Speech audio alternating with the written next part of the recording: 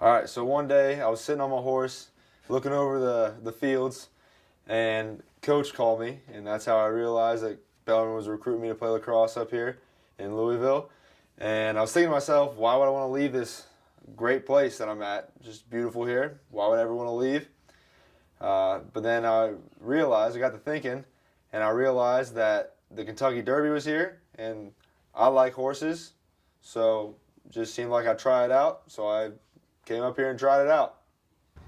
It's exactly 727 miles for sophomore long stick midfielder Dylan Sprock to get back to his big Texas ranch back in Denton, Texas. Not only is there a big climate change coming from Texas to Kentucky, but there's also a big lifestyle change, leaving the country for the city. I think I'm the perfect definition of a cowboy.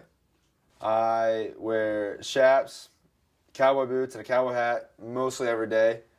I live on a big ranch out in the middle of nowhere in Denton, Texas, and I work the cattle on that ranch. I work the fields, and we live off the land from the ranch. So everything we grow and all the cows we herd, and we use those to eat, and we sell them. It's pretty much just how we live out there.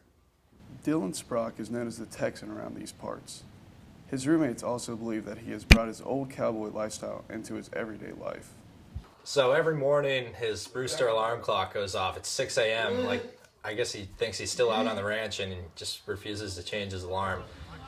Gets me every morning, wakes all of us up in the house, and it's like he's still on the ranch. Before games, he runs around the locker room, he's got a lasso, and he just catches all the freshmen, and I mean, it's probably the weirdest pregame ritual I've ever seen, but I guess whatever works for him, gets him pumped up and in the right mood for the game is whatever works. If you're ever searching for Dylan Sprock around campus, you normally will be able to find him in his big Ford silver pickup truck. So I think you ain't a man unless you drive a truck.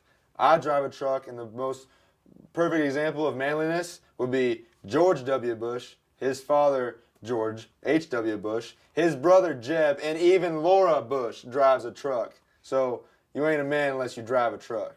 For Bellarmine Athletics, this is Tanner McConvey. Go Knights.